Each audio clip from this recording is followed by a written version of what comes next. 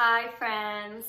I have been wanting to do this video for a couple months now, and I'm just now getting to it, but better late than never, right? I posted a photo a few months ago, right at the beginning of COVID, about my supplement routine, all the things that I take on a regular basis to try and keep my immune system in tip-top shape. I got a lot of questions and comments about that. I will make a video about those supplements next, but first I thought I would just do a more general video about the principles that I try to follow on a day-to-day basis around diet and lifestyle to really keep my body in the best state it can be, and why I chose those things as opposed to all of the other millions of things that you could do. So I guess I'll just start by saying, we all have cancer cells in our body. Even if you haven't been diagnosed with cancer, they're in there, they're hiding. The problem with someone who's been diagnosed with cancer is that they just have an inordinate number of these cells in the body, either in tumor form or not, but the body has either lost the ability to recognize these cells, to identify them, and or to clean them out. And that process of cleaning out the bad cells is called autophagy. It's also sort of known as the recycling process of the body. You're recycling proteins and then getting rid of toxins and other bad things. And as we age, of course, our cells divide and there are more problems in this cellular division process, and we end up with more bad cells. The only unfortunate thing is, as we age, the process of autophagy also worsens over time, and it becomes less efficient. And so this is why you see a lot more people with cancer who are in their 60s, 70s. As you get older, you just see the percentages rise, and it's because this process just becomes less efficient within the body. So I did a lot of research on this process while I was undergoing treatment last year. And there are ways that you can jumpstart or trigger autophagy processes within your own cells. And so I'm going to focus on those things that I am currently doing to basically jumpstart that process. So the first exercise, aerobic exercise specifically, I do not know how muscle resistance training fits into this, but most studies have shown that 3 to 5 days a week of aerobic exercise, minimum 30 minutes, getting your heart rate up is the best way to jumpstart autophagy within your cellular structures. A second thing is diet. So certain foods can trigger this process, and they're not foods that you would necessarily think of as the healthiest options, but they are fun foods. So two of those foods that I love are macadamia nuts and dark chocolate. So you're welcome. Have fun snacking on dark chocolate and macadamia nuts. Also, curcumin, the spice curcumin, is fantastic for triggering autophagy within the body. So I pour it on all my foods. I also take supplements. It is a tougher kind of nutrient for the body to absorb, so it's not super bioavailable. It's best to have oils either in the meal or taken with curcumin so that it's actually used by the body. But those are three kind of fun foods that are very helpful in this category. The third thing that's super important and probably comes as no surprise, really good quality sleep. So most Americans are not getting enough sleep.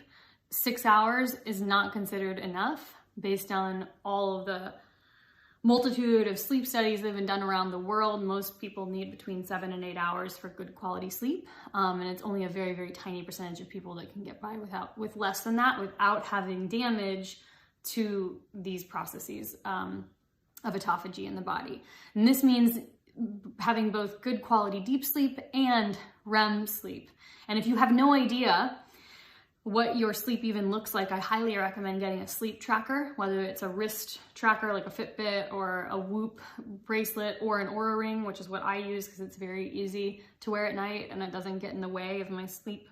I wear this every single night, and I'm honestly so excited to get up in the morning and see exactly what does my sleep look like for today? And you can see your deep sleep and your REM sleep and when you fall in and out of it, which is fantastic way of assessing where you're at on the sleep scale.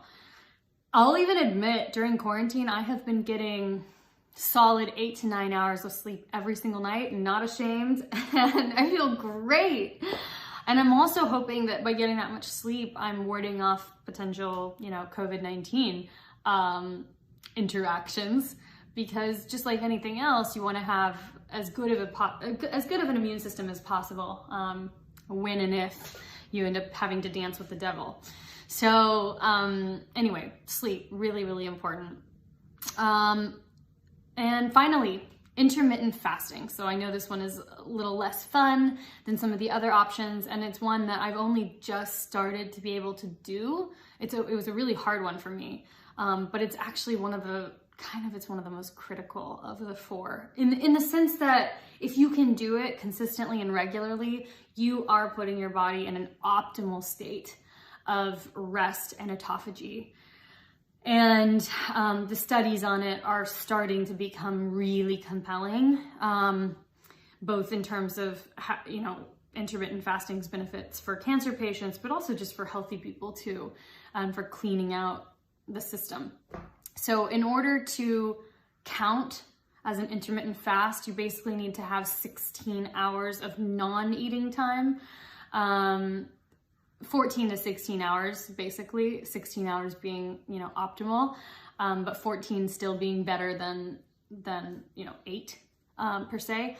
So basically what that means is if you had your last meal at 6 p.m. at night, no snacking before bedtime, then by 10 a.m. the next morning, you would be able to have your first meal.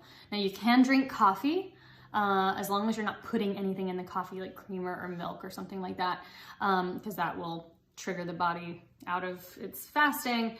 But you can have coffee or tea and still have it count towards your fast. So those are 4 major practices that I've started to do in terms of the intermittent fasting. Even if you can get in 1 or 2 days a week, I think it's so much better than nothing at all. I know some people are now practicing this as a daily kind of thing. If you can do it, great, all the power to you if you've got that willpower, but I get it, it's hard.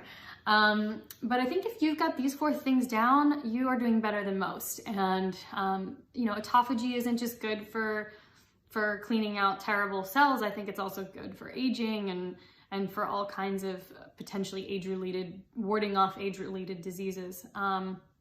So anyway, I hope that that's helpful as kind of a general principle for how you can look at maybe taking care of yourself or your health. It's just one that makes a lot of sense to me biologically, and I can follow it. And yeah, it's hard not to